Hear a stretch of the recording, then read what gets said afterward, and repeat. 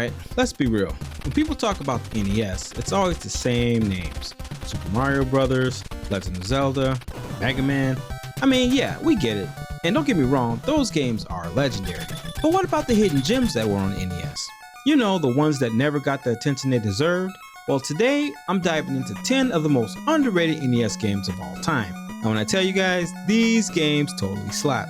But the problem was, nobody ever talked about them. So trust me, by the end of this list, I promise there'll be one or two of these games that you're definitely going to rush out to play and might even become your new favorite. So without further ado, let's get into it. So the first game in our NES Unsung Heroes list is Worm, Journey to the Center of the Earth. Now this game is a thrilling adventure that defies typical genre classifications, and what I mean by that is, it seamlessly blends action, platforming, and shooting elements with a narrative that feels more like a science fiction novel than a typical video game plot. In Worm, you command a multi-segmented drilling vehicle called VZR, navigating through underground landscapes filled with hostile creatures and challenging obstacles. Now this game, in my opinion, totally innovates with its dual gameplay perspectives, meaning you start off in a side-scrolling environment where strategic movement and quick reflexes are key.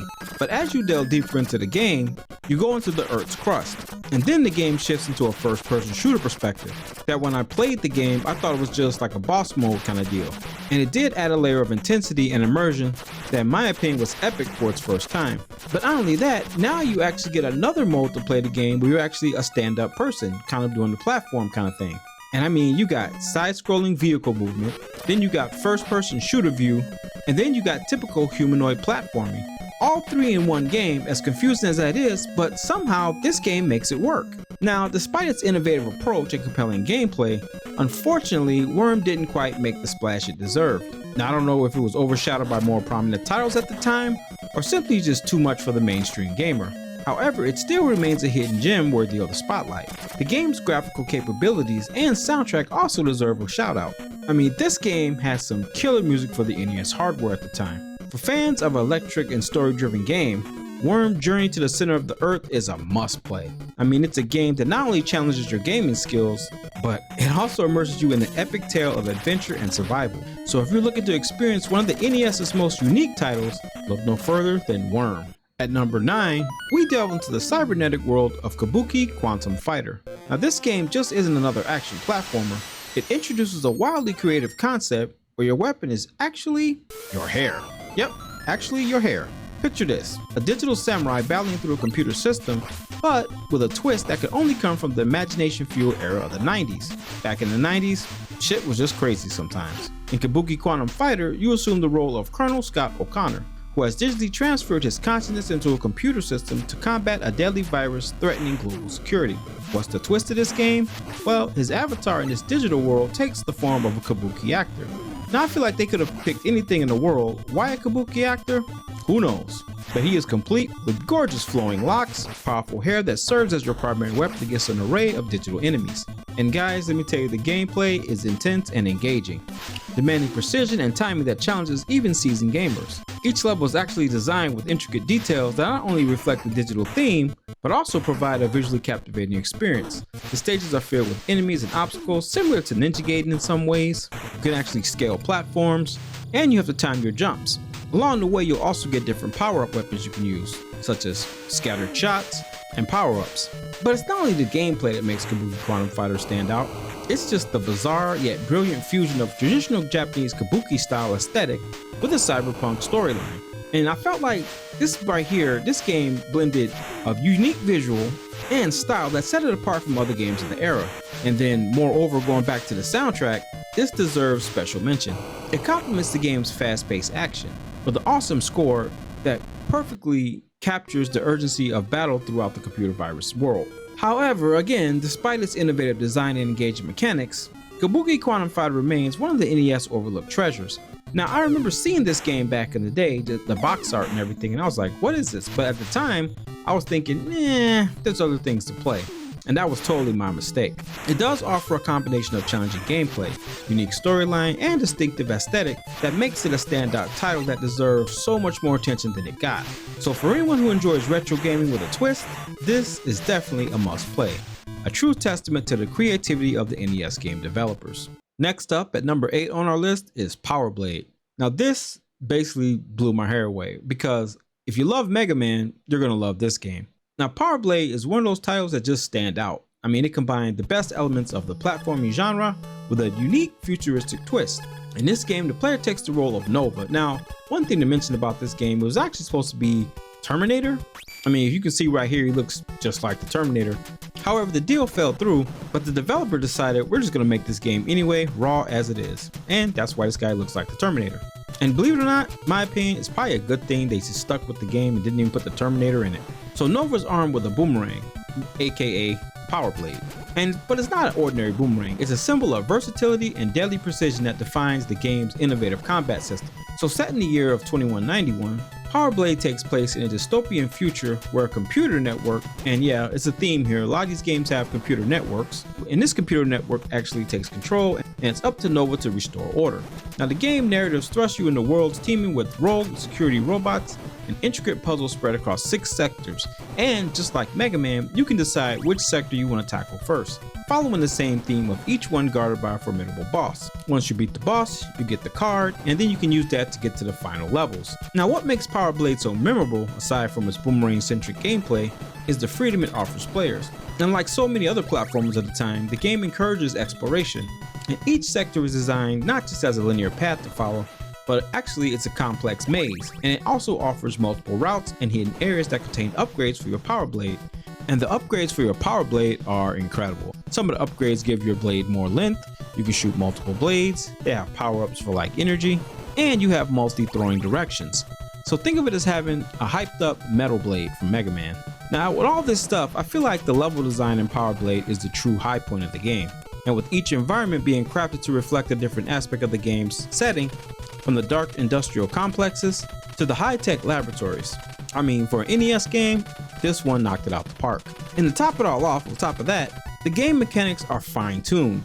Everything feels, the game doesn't feel sluggish, it feels right on point, and the action's fast-paced. As far as the soundtrack, much like the game's visuals and narrative elements, it's both compelling and fitting with the game. However, despite its rich gameplay and, in my opinion, super innovative features, Power Blade does remain among one of the NES lesser known games.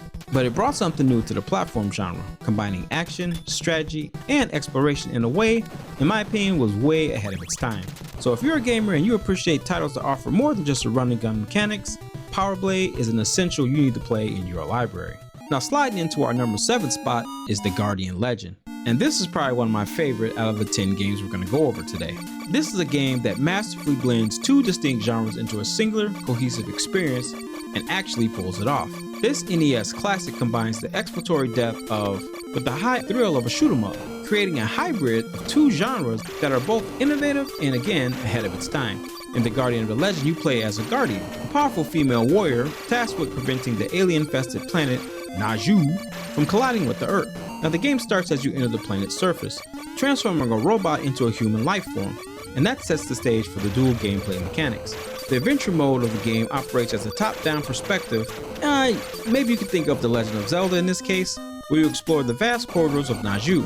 Along the way, you unlock new areas, solve puzzles, and collect power-ups that enhance your abilities. Now when you're playing in this mode, it emphasizes exploration and puzzle solving, with its main focus on strategic planning as you prepare to enter the more challenging shoot-'em-up sections. After you activate the self-destruct sequence on the planet's sectors, the game shifts over to a shoot-'em-up format, aka shmups, where the character reverts to her spaceship form. And I think this inspired probably some of the Cave games that have this same feature, but obviously Cave did it a lot better. Now the shmup sections are fast-paced and filled with a barrage of enemies and projectiles, and for an 8-bit shmup, I think they did a really good job. And somehow, even with these 2 genres, the game seamlessly transitions between the 2 gameplay styles and provides a refreshing change of pace that keeps gameplay engaging and dynamic. But the Guardian Legend is just not a game of action and adventure, it also has a story of solitude and survival against overwhelming odds. The isolation of navigating a remote alien planet is awesome and it enhances the game's immersive experience. And this game comes with a kick-ass soundtrack as well. Despite its compelling gameplay and innovative design, however, the Guardian of Legend, like most games on this list, just didn't receive the widespread acclaim it deserved at its release. Some could say it's too complex or too different from what the mainstream titles were like at the time. Nevertheless, it still has become a cult classic over the years, and is cherished by those who've experienced its depth and complexity in real time. So my advice, if you haven't played the Guardian Legend for the NES, definitely give this one a shot. Next on our countdown at number 6 is The Journey to Silius, a game that combines relentless action and is set against a backdrop that was originally intended to be the world of the Terminator. I don't know what don't get me wrong, the Terminator was the shit back in the day in the 90s, but every game wanted to be the Terminator. However, after losing the movie's license, developers reimagined the game's narrative, and it's transformed into a unique standalone title that has since garnered a small cult following. So what's the story? In Journey to Silius, you step into the boots of Jay McCrae, who embarks on a mission of vengeance after his father is killed by terrorists. Set on a colonized moon, the game thrusts you into cybernetic rebellion where you must navigate through 5 challenging levels teeming with robotic enemies and daunting obstacles. Now what sets this game apart is just not action-packed gameplay, but it also has a deep level and graphic design. Now the background environments can be bleak at times, but in my opinion I think they're beautifully rendered, with each level offering a distinct visual and thematic feel. Now one thing I will say about Journey to Silius, it is definitely known for its difficulty level. It requires precision and strategic use of limited resources, so you just can't go nuts in this game. The character is complemented by an arsenal of weapons, and each one you can collect and upgrade, offering different advantages, and it's necessary for overcoming bosses that stand in the way. But perhaps the most memorable aspect of Journey to Silius is the soundtrack. Again, another game full of bangers. The music is a high-energy masterpiece that completely captures the game's tense atmospheric and futuristic setting. Now, in my opinion, this game was awesome. However, Journey of Silius just didn't initially receive attention it deserved. Despite all of its greatness, Journey of Silius kind of fell under the radar, and again was overshadowed by all the mainstream titles at the time. However, I remember it as being one of the NES standout titles for its challenging gameplay, detailed graphics, and compelling soundtrack. So if you're a retro gaming fan of action-packed platformers, Journey of Silius offers a deep and rewarding experience. Kinda challenging, but very rewarding. Alright, coming in at number 5, we got Shadow of the Ninja. So let's talk about a game that's like Ninja Gaiden, but with a super cool twist. Did you ever want to play Ninja Gaiden with a friend? Well, Shadow of the Ninja lets you do just that. Now this game is more simplified than the others, but still packs an awesome punch. This game is all about lightning fast action, slick ninja moves, and tons of enemies to slice through. And you can also pick up varying weapons. You can jump, climb, and slash your way through each level, taking on an evil warlord and his army. And the best part, you don't gotta do it alone. Unlike Ninja Gaiden, which is known for being brutally hard, Shadow of the Ninja is a bit more forgiving in my opinion, and it's actually a good thing. It means more people can enjoy this awesome game without breaking their controller in frustration. But let's not get it twisted though, this game still packs a punch with difficulty. Enemies can be relentless, and some of them in the later levels will test your reflexes and strategy. I think a key part of this game is enemy placement. And over time, you'll have to use every ninja ability given to you, from wall climbing to perfectly timed sword strikes. Plus, the game features different types of weapons. You can pick up throwing stars, energy whips, and with the different ranges and attacks of each weapon, it kind of makes the combat even more exciting. And as far as level design, the stages in this game is top notch, offering a mix of vertical platforming, tight corridors, and wide open battle areas that keep things fresh and exciting. Now the game's atmospheric tone is kind of dark and moody, and it offers a soundtrack that pumps up the tension as you get closer to the final boss. Again, with all this said, how great the game is, this game was actually overlooked back in 1990. Probably by Ninja Gaiden with it being so much like it. However, if you're a fan of old school action games, but want something more balanced and just something different from being Ninja Gaiden, Shadow of the Ninja is a must play. It's one of those NES games that proves Ninja games don't have to be impossible to be awesome. Coming in at number 4, we got Metal Storm. Imagine playing a game where you can control gravity. Sounds intense, right? Well, that's exactly what Metal Storm lets you do. You play as like a miniature mech robot, and instead of just running and jumping, you actually can flip upside down virtually whenever you want. And this completely, in my opinion, changes the way the game is played. One minute you'll be running around the floor, and then suddenly you can push a button and you're walking on the ceiling. And the advantage of that is you get better access to some of the enemies. So it's mandatory to do this mechanic to avoid certain obstacles in the stages. Some of that includes dodging lasers, blasting enemies, in ways that at the time was never seen before. Well, if you count Mickey Mouse, I do remember Castle of Illusion having a stage where you can traverse up and down, but this game lets you do it whenever you want. To me, it's kind of like a puzzle game and an action game kind of mixed together. But there's more to it than the gimmicky part about flipping gravity. It's an essential part of solving levels and surviving. So sometimes you have to think quick on the fly to be strategic, switching between floors and ceilings to navigate obstacles. There's traps to avoid, and while the game is linear, you can use this feature to kind of change it up a little bit and make the game feel fresh and exciting at times. Now, one of the things I will say about this game, your timing does have to be on point, especially when you're shifting up and down. And as far as graphics, my opinion, way ahead of their time. And this game did come kinda late in the NES's life cycle. The game featured detailed mech designs and futuristic backgrounds that made the NES feel more advanced than it actually was. You gotta remember, this was 1991. A lot of people probably already picked up the SNES. With smooth animations, the gameplay feels incredibly polished. There's no lag, no stiff controls, and the game is very responsive. Again, like other games on this list, the music in this game was awesome. So why didn't the game get more love? Well, it came out pretty late in the NES's life cycle. And by then, like I said earlier, most people were already moving on to the newer consoles, such as the SNES, or they probably already had a Genesis. And it also helped that this game didn't get a ton of marketing, so a lot of gamers just never knew it existed. But the game is still available to play today. So if you love unique platformers and mind-bending gameplay, you might want to give this one a try. It's definitely a hidden gem on this list. Alright, so we're down to our final 3. So let's finish strong. At number 3, we got probably one of my favorite games, probably the favorite game in my opinion on this list, is Vice Project Doom. And what makes this game so freaking cool is the fact that it does everything. Seriously, the game does everything. Vice Project Doom isn't just one game, it's like 3 games in one if you ask me. I mean, it's got the fast-paced platforming of Ninja Gaiden, the high-speed car chases of Spy Hunter, and then the intense shooting action of, I'd say maybe Contra. I mean, you're and what makes it cool is you're constantly switching between 3 different gameplay styles. And this game does it, makes it work. I mean, I've seen a lot of games try to do that and just mess it up, but this game actually pulls it off. And it keeps the action fresh and exciting. One moment you're like dodging bullets in a futuristic city, the next you're speeding down a highway, blasting enemy cars. But what really makes this game shine is its story. I mean, the story in this game actually has cutscenes like Ninja Gaiden and does it very well, along with character development and just a cool story overall.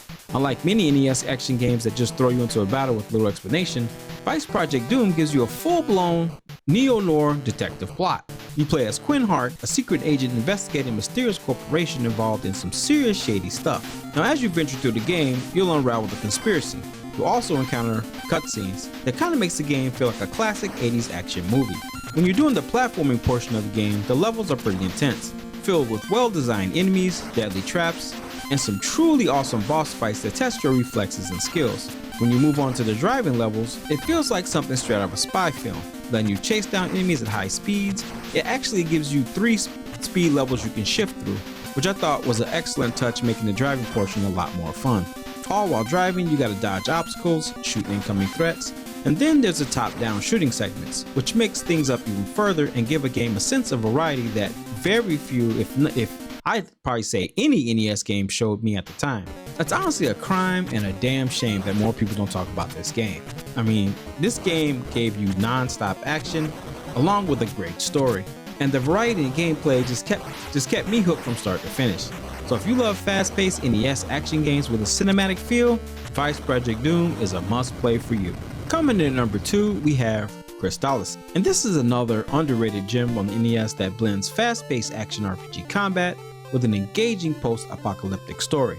Now what sets this game apart is, unlike traditional turn-based RPGs at the time, it features real-time battles, giving it a more exciting and dynamic feel. You explore a vast world, uncovering powerful swords imbued with elemental abilities, and upgrade your skills as you progress. And believe it or not, the story is surprisingly deep for an NES game. So you're set in a world recovering from a catastrophic event filled with magic and ancient technology. The battle system's pretty good, and the graphics and music are top-notch for an RPG.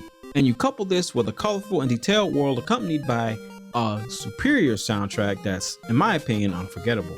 But again, with all this quality, Crystalis just didn't get the recognition it deserved due to being overshadowed by bigger Nintendo titles. However, it still has a small cult following, and remains one of the best action RPGs of its era. So if you're a fan of Zelda or Secret of Mana, this might be a must-play for you on the NES. And lastly, coming in at number 1, in my opinion, this is probably one of the better hidden gems, and does have some popularity. A lot of people probably have played it. We're talking about Little Samson. Now, Little Samson was awesome because it featured beautiful graphics, tight controls, and very innovative gameplay at the time. Some could even argue, way ahead of its time. And unlike most platformers of the era, Little Samson lets you play as actually 4 different characters, each with unique abilities. Now, I kind of think of that crappy game for the NES, King's Knight, where you could actually pick different characters. Ugh, that's a story for another time. So out of the 4 characters, Samson is the all-around hero. The dragon in the game can fly and shoot fireballs, and then you have the golem, which is slow but super strong and has more energy. And finally we got the mouse, super tiny, fast, and can climb walls, and so can little Samson. And each level is designed for that particular character, making their strengths excel on the levels. Now switching between characters is key to overcoming the challenges, and that makes the game feel dynamic and strategic at times. And the graphics on this game, wow, they are some of the best in my opinion on the NES, even though Little Samson did come out late in the NES's life cycle. As far as music, we have a classic score. The music is catchy and enhances the adventure. So even though this game has a following, why is it so underrated? Well, it was released in 1992, and again, that's the time when most games had already moved on to the Super Nintendo. So unfortunately, the sales just weren't that great. But if we fast forward to today, Little Samson totally flips the script, as it is one of the most rarest and most expensive NES games out there. So thank God for emulation, so you can still enjoy this beautiful game without paying millions of dollars. Well, not literally millions, but this game is very pricey in the retro gaming collecting world. So I say go ahead and emulate it, and you'll see why this game is considered a true masterpiece of the NES.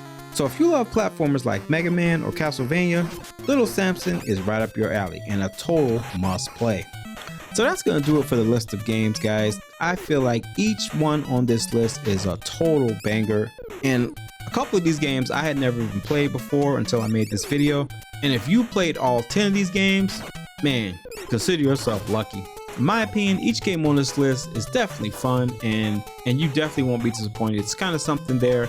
There's something here for everybody on this list. Whether you're a platformer, you like shmups, an RPG guy, or just want a challenge, you're guaranteed to find something on this list of hidden gems. So let me know in the comments, guys, what you thought about the list. And if you were so lucky to play some of these games, what was your favorite? That's going to do it for this video, guys. Please rate, comment, and subscribe, as it helps the channel grow, and that way you don't miss any more gaming videos on this channel.